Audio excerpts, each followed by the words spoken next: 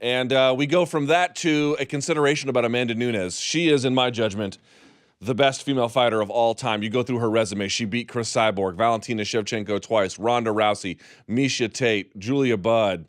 It just goes on and on and on. And one of her coaches and right-hand men joins us now on the hotline. He is one of the top guys at American Top Team in terms of their coaching. Former fighter himself, Conan Silveira, is here. Hi, Conan. How are you? Hi, how you doing, guys? All good. Very happy. I could be more happy than, with this big, incredible fight Saturday. Let's talk about the win. It couldn't have gone much better, but did you think it was going to go like that, Conan? Be extremely humble. I knew that we were leaving that night with the belt. We have the strategy we have. She was really well trained and being prepared for any situation. Then the fight goes, but what happened was then Amanda is very extremely dangerous when she sees it open, and I think there was a big mistake from Cyborg trying to exchange with her. She's very precise. She has a extremely heavy hands, and that's the way, the fight finished. Amanda knocking her out. Can you give us a sense for folks who've never been in there with her, who don't even know her, but you do, you know her very well? How hard does she hit? Yes, she hits hard, but is there any way to help illustrate that point? Okay, I'll answer the question, explain to you guys then. Number one, Amanda never trains. She doesn't have a girls training partners. She has only men's training partners. Secondly, it's not every single fighter that trains with her. Some of the guys don't like to train with her because she hits hard. So I think that was pretty much a good explanation. She hits like a man. And the way in which she put down Ronda Rousey and Cyborg is certainly proof of that. But it's more than just her power, right? She has good accuracy, good finishing instincts. When you think about her as a striker, what are all the things in your mind that she really excels at? Let me put it this way, I think that the best way for people to understand you got to compare a complete MMA fighter as a best actor. When you're acting and you try to just do one type of a character, just be the good guy. Being a good guy in any movie you do is not going to get you to an Oscar. She's an actor or actress, then she can place anything. Doesn't matter. So you see as acting and you see as a fight, you see she plays a different character for every fight. So for every movie, she'll be a different person. So Amanda has all the tools, and she doesn't know a little bit about just the ground, just the strike. She speaks fluent everywhere. So, like I say, whatever situation happens, she knows how to answer the question. Conan, when did you and her, when did you guys start working together? Was right probably a few months after she got your American Top Team. We became very close right before she fought. I believe it was before Valentina in Vegas. I think there was the wrestler. I forgot her name. Kat Zingano? No. She's a wrestler. Sarah McMahon. Sarah, right. That was the first fight that we got together. And what is it about you two that makes it, you guys seem like a great pair. Why do you work so well together? Yes, you're both Brazilian, but there's lots of people who are of the same nationality that don't like each other. So what is it about you two that is a winning combination? I would say it in our friendship, probably I should call it friendship, Our relationship, our love between me and her is pretty much like a father and a daughter. We don't have to talk too much with each other. We almost by talking we don't have to just look at each other. We know what we got to do. I understand exactly the way she feels. It's just the chemistry is just, like I say, it's not a bad way to explain besides being, a father and a daughter. But what was the process by which you guys started working together? Because you said she was at ATT for a few months and then you got together. How did that connection, how was it built? I knew her from before. She used to train before in the gym, down South Florida before she came to us. Actually, she came with Nina, and I knew who she was. Of course I watched her fights, and I always saw some potential. I saw like, man, I know that she has, when somebody has to become the best of the best. And of course, I'm going to say, I knew then she was going to be the champ back then. No, but I knew she had the tools, and I think that was the most important. And the connector came with the time. If you for her, so we and by more time goes by, more we know about each other. And nothing I can say more than good things about her. She's just incredible. She certainly is. What's one thing about Amanda that maybe the public doesn't know but should, in terms of, I don't know, better understanding her? She comes from a very hard life. Amanda, as much as, all this glamour and all this, celebrity status, the champion of the champions, the best, the queen, whatever you call. She keeps her feet down. She knows where she came from. She's very, very human being. She's very, humble. She's just, she doesn't change because all this happened. Of course, it is changing the way that she probably should be able to give her family a better life. But as a person, as who she is, not 1 inch of a change, nothing. She's had a few difficulties, not merely in her life where she grew up, but even in her career as she was ascending to the top. You were probably with her for the Rousey fight, and you saw that promotion. It was really one-sided. It was all about Ronda. Did that bother her? To be honest with you, I don't think that. I think Ronda was the absence. Ronda was the most incredible, unfair, situation that she has been to. But I believe that when she was offered to fight Misha, like always, nobody believed that she could make it. Always was something about her endurance. It was about her, she's going to break it. She's going to do this. She's going to do that. And she always been fighting not only against the opponents, but against the odds. So, being fighting Saturday against Cyborg was fun. It was like, what? It is my position. You know what I mean? People want me to prove. I'm not only going to prove to you, but I'm going to shock you. I'm going to shock the planet. And that was the intention. It must have been an incredibly hard time. What was it, UFC 213, when she had to pull out because of the sinus issues? What was from a coaching perspective, that whole scene, what was that like? Definitely, if I see, because I know her so well, if I see that she's not 100%, ready to do it, I'll be the first one to say, what, I don't care what anybody's going to say. You're not going to fight. You're the champion. Why are you going to put it this, just to prove what?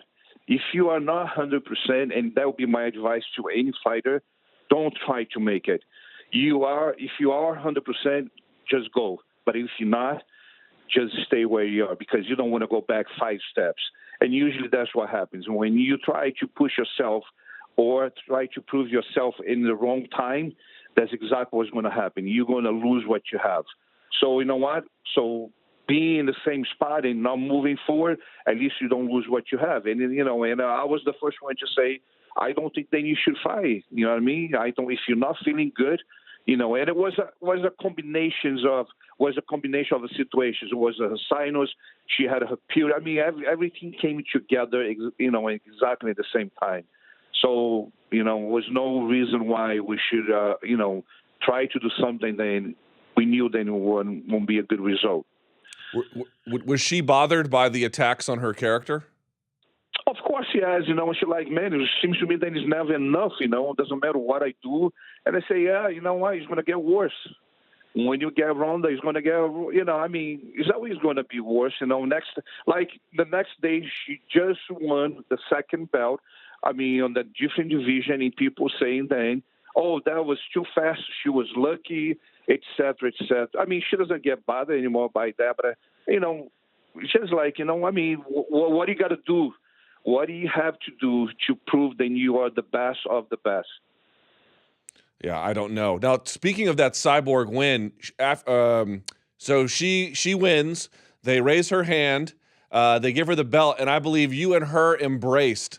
And I'm wondering, I know this is a private question, but I'm wondering if you can tell us whatever she had said to you at some point in that ring or afterwards.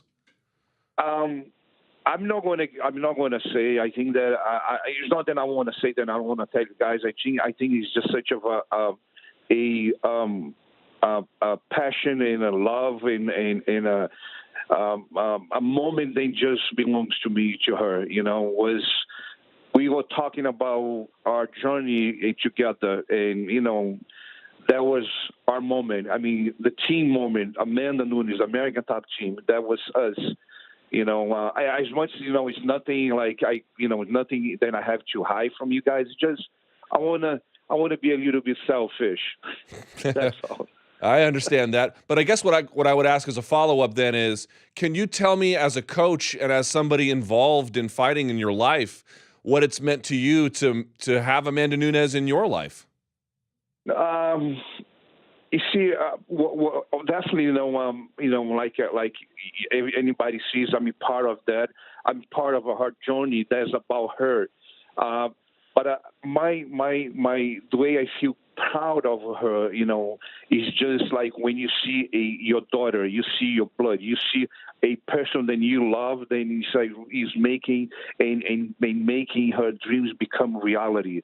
It's just like, it's almost like hard to explain, but it's just more like you can see, it's just more than a coach and a fighter.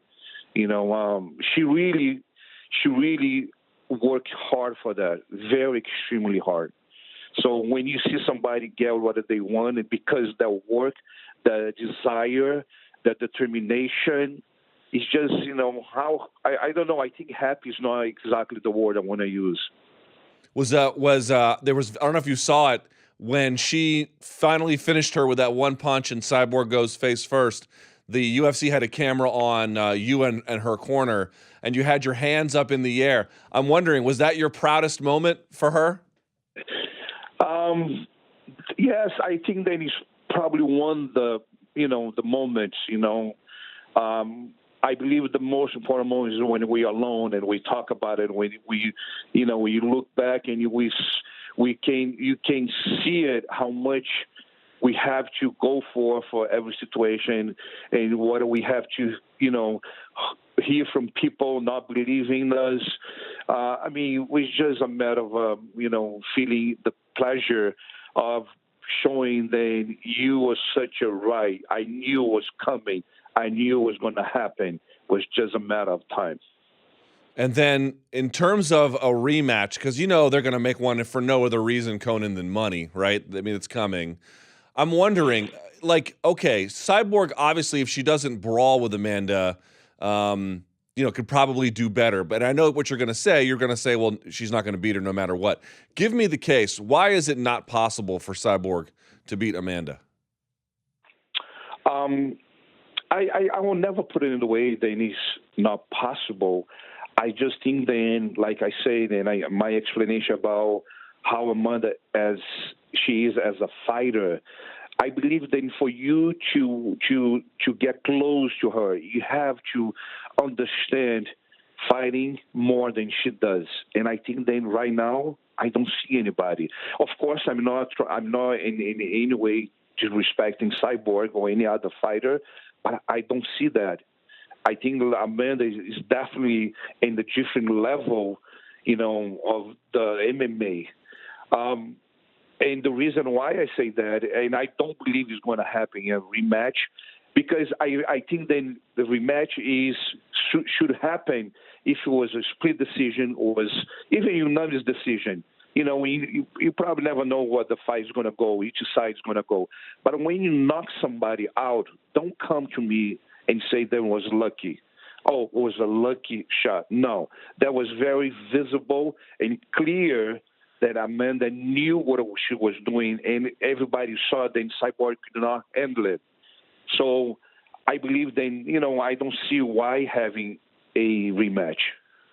I'll say this, Conan, and we'll end on this. It seems to me a lot of people who maybe were down on her before or were skeptical, boy, you knock out Cyborg like that, you look at the rest of her resume and what all she's done. People, I'm one of them, think she's the best female fighter. Certainly she has the best female fighter resume of all time. Do you think she'll finally get the respect she deserves now? I believe so. I mean, I don't even think that people should call her the best fighter. I think people should call her the queen. She is the queen of MMA. It's being proved. I mean, like you say, look who she fought. How are you not going to bow to her? Not because in the way of humiliation or being inferior or superior. Just because she did so much. She showed, in every fight. I mean, how are you not going to recognize that? What else you got to do? I mean, she got to fight men's now. Probably jump on the 135 or 145 division, men's division, fight men's. I mean, of course, I'm kidding, but what else you want? I mean, who she won against who? She put 48 seconds in Ronda Rousey, 51 seconds in Cyborg. What else people want? Man, I don't know. I do not know. But here's what I do know. That is one of the most unbelievable performances I think I'd ever seen. And that embrace that you guys had, as private as it was cool to watch, Conan. So I take my hat off to her, and I take my hat off to you. Good luck tonight at the PFL. I know you're there cornering some folks as well. And I just want to say congrats. What a great accomplishment for you both. Thank you, appreciate. I mean, I want to just make sure that people don't see me, like I'm coming the wrong way, being arrogant or anything like that. No way. If you work hard and you go for the things you believe in, there's no way you should be sorry about anything. There it is. Conan, best of luck tonight at PFL. I'll be watching, and thank you so much for your time. Thank you, appreciate. There he is, Conan Silveira.